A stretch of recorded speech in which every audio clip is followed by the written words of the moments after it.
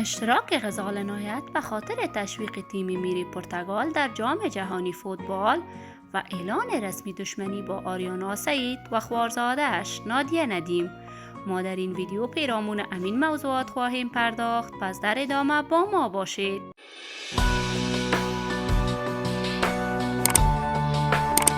سلام و سلامتی ایام به کامتان باد. شما را خوش آمدید میگم به یکی دیگر از ویدیوهای جذاب ما.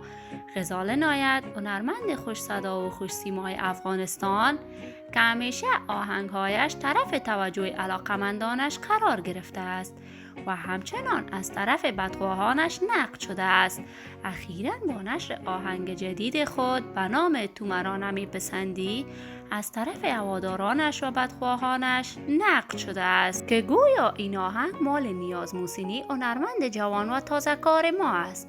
اما جالب اینجاست غزال نایت با نشر متن در صفحه اینستاگرام خود حمایت خود را از تیم ملی پرتغال و ستاره درخشان فوتبال دنیا کریستیانو رونالدو اعلام کرده است. این در حال است که خوارزاده آریانا سعید، نادیه جان ندیم، سفیر حسن نیت در جام جهانی قطر قرار گرفته است و همچنان مربی تیم دختران دنمارک است. چندی قبل خواهر آریانا سعید به نام امیده جان سعید در اثر یک حادثه ترافیکی در کشور دنمارک جان خود را از دست داده بود و آریانا سعید در افتتاحیه جام جهانی قطر اشتراک داشته بود. اما جالب اینجاست غزال نایت با بیان این مطلب گفته است که من بر ضد آریانا سعید در جام جهانی اشتراک کردم و میخواهم آریانا سعید هم بفهمد من هم میتوانم در جام جهانی فوتبال در قطر حضور داشته باشم و تیم دلخواه خود را حمایت کنم.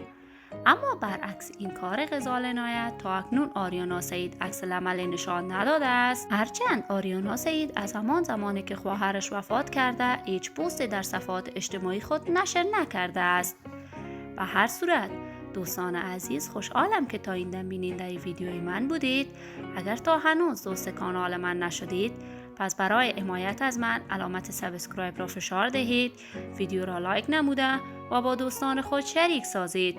دوستان عزیز، شما هم نظریات خود را پیرامون این موضوع در کامنت با من شریک بسازید. ویدیوی دیگر شما را به الله پاک میگذارم. خدا حافظ.